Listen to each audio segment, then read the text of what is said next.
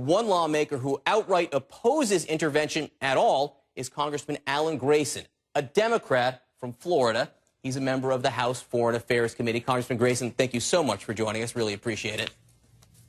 Thank you. You were not invited to join this conference call in a few hours, but is there anything the administration could say at this point to convince you to support an airstrike? The administration would have to explain why this affects some vital American interest. I haven't heard any discussion of that at all. I think the only people who really want this to happen are the military-industrial complex. I just don't understand how this involves us, Americans.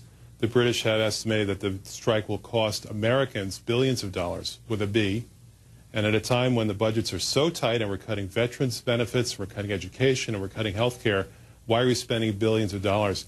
I don't know where we get this odd notion that every time we see something bad happen in the world, we should bomb it. You bring up the issue of national interest here, vital national interest. The president on PBS was talking about the U.S. interest here. I think we have some sound of exactly what the president said. Let's listen. You are not only breaking international norms and standards of decency, but you're also creating a situation where U.S. national interests are affected, and that needs to stop. So in your opinion, Congressman, is the president wrong that a chemical attack on the people in Syria does not threaten U.S. national interests? If that's what he's saying, and it's not clear to me that that's what that meant, but if that's what he's saying, yes, he's wrong. I don't see how this tragedy, it's a tragedy, affects U.S. national interests. And by the way, the greatest norm, the highest norm in international law, is that you don't attack another country unilaterally without the authorization of the United Nations. That's the United Nations Charter. It's a fundamental principle. We can't simply go and bomb people whenever we feel like it, particularly when one man is arrogating to himself that decision. 100,000 people dead in the Syrian conflict.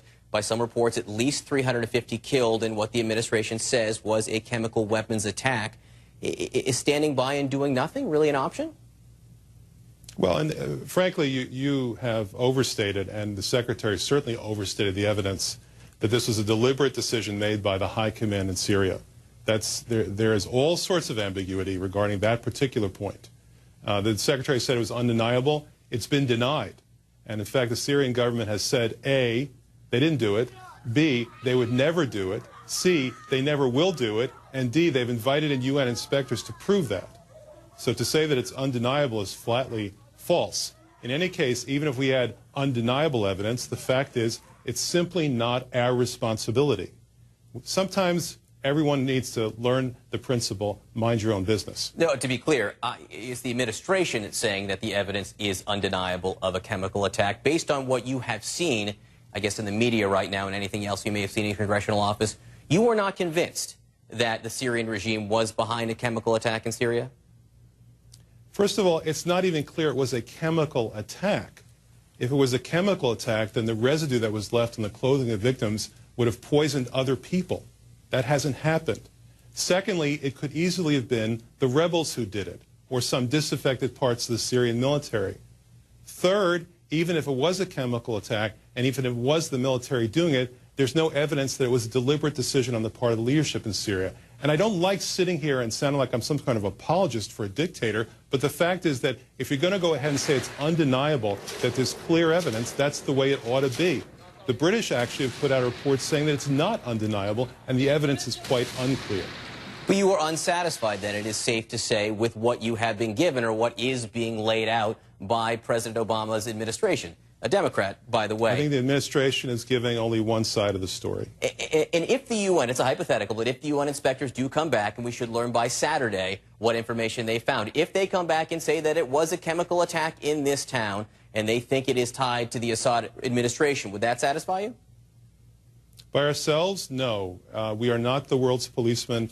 That is not our responsibility.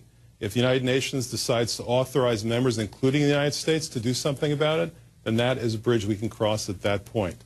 But just because the United Nations inspectors would come back and say chemical weapons were used without even identifying whether there was a high command decision on that specific subject or even who did it, no, that doesn't satisfy me at all.